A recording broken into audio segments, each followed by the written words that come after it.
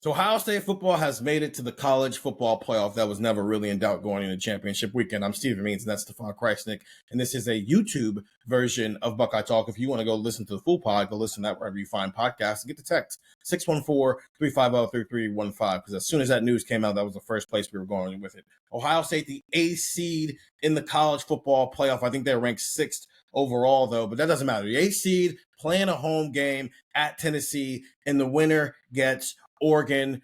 Stefan, were you shocked by that news? And then also, what do you think of their path? Yeah, it kind of unfolded exactly as we predicted on Buckeye Talk. The way the conference championship games went for the most part, and where Ohio State's seated. You know, they stayed in that number 8 spot. They got a tough matchup right away against Tennessee. Before we start, talking about what's ahead, let's talk about the Tennessee game first. What was Ohio State's biggest problem in a Michigan game? The offensive line, especially the interior of the offensive line. Well, Tennessee might have a better defensive line than even Michigan. I mean, it's pretty close. They have one of the best defensive lines in the country.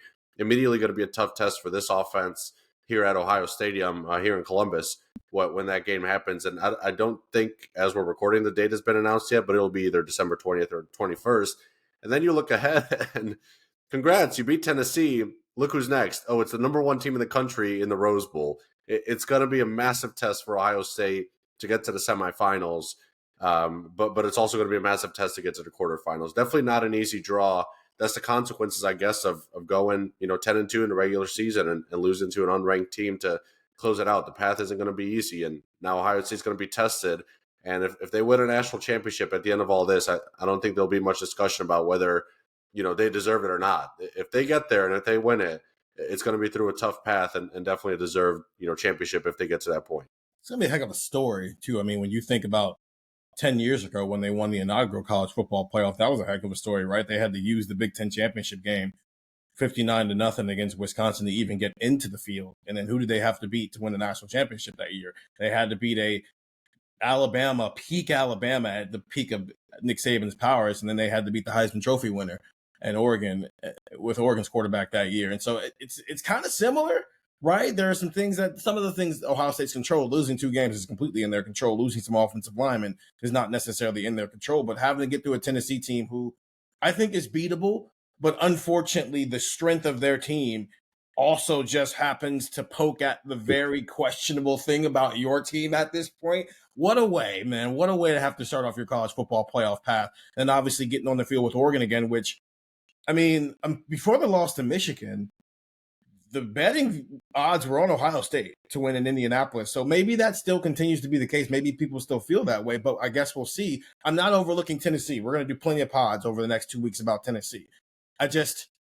So much of this is, can they just get through these 2 rounds? And I think you and I both believe that if Ohio State beats Tennessee, the Rose Bowl on just January 1st might be the pseudo national championship game, especially when you look at the rest of the bracket. I want to comment on some other things before we get out of here, but this is Ohio State's path. It's not easy.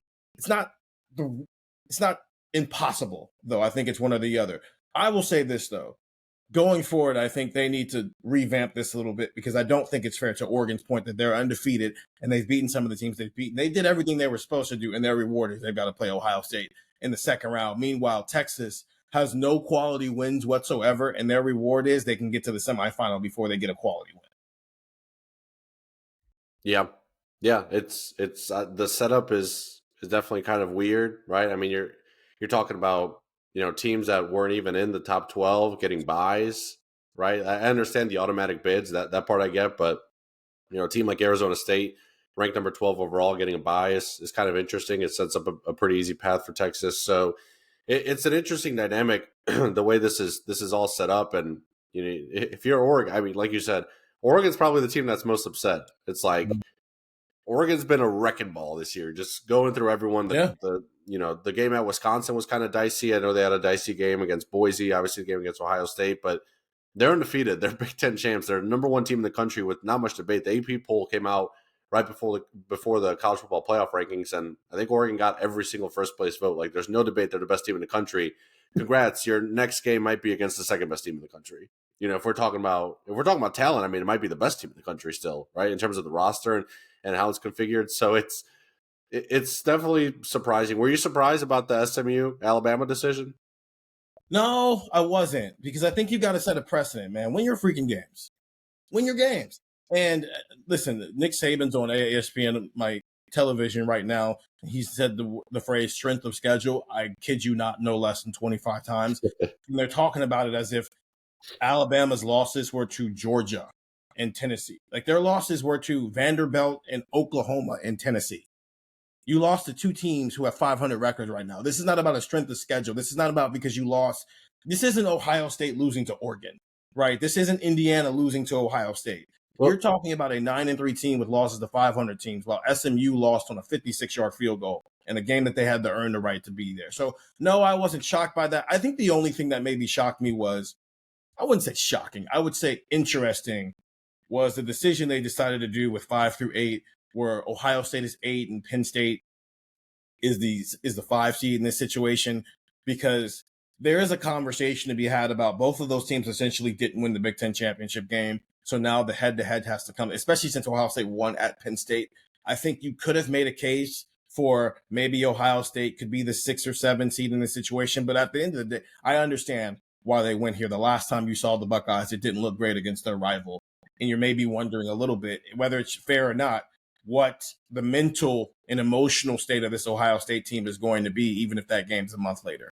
Yeah, the mental state part of it, it's going to be massive. But you're spot on with your analysis of the Alabama thing. It's, Georgia had 2 losses, and they continued to stay ranked in the top 8, top 7. It's because their losses were at Bama, at Ole Miss, right? Like they had impressive losses, right? And I know that kind of gets tossed around of good loss and whatever, but those were their losses. Their losses were not to Florida, Kentucky, Vanderbilt, Oklahoma, right? Like there's a difference when we talk in strength of schedule about, well, who did you lose to on that schedule? And I think that's where we definitely saw the precedent set of, hey, you're playing an extra game that another team isn't because they weren't good enough to get to that game.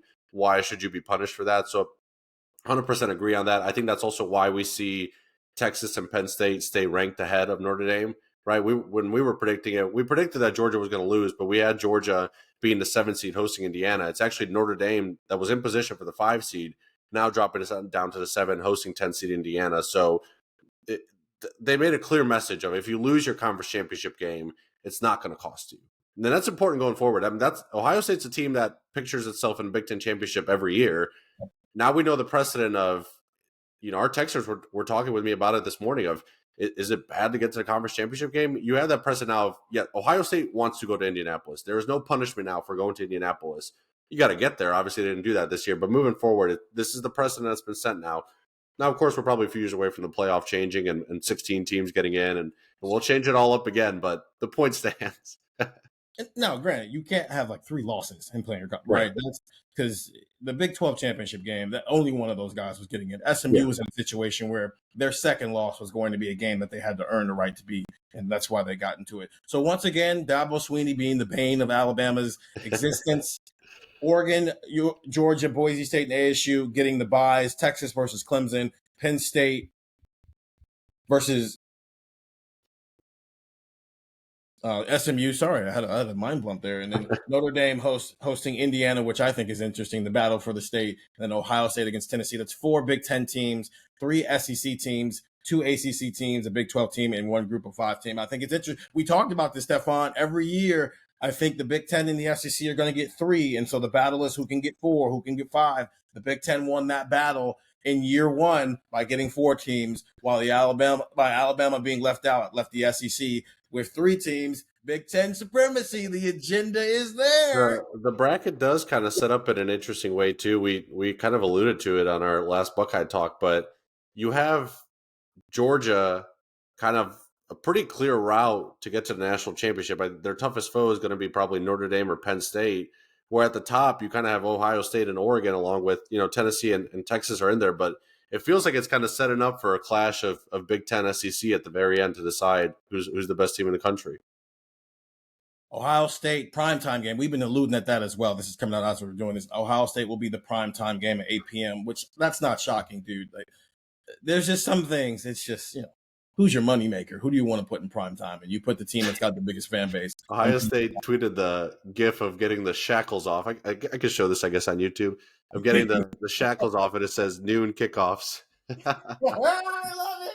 I love it. Okay, so yeah, no more noons. You're playing at night here going forward. Well, if you get to the next round, you're technically playing at like 2:30 Eastern time. Well, no, it'd be 5:30 Eastern time, 2:30 Western time if you get to the Oregon game. But no more noon games. The noon game is done. That's Stefan Krajisnik. I'm Stephen Means. Get the text 614-350-3315. Ohio State in the first ever 12-team college football playoff with a home game at 8 p.m. on December 21st, hosting Tennessee. Get the text 614-350-3315 and go listen to Buckeye Talk wherever you find podcasts. This was a YouTube version. We do longer versions of this, so go listen to every podcast. See you later.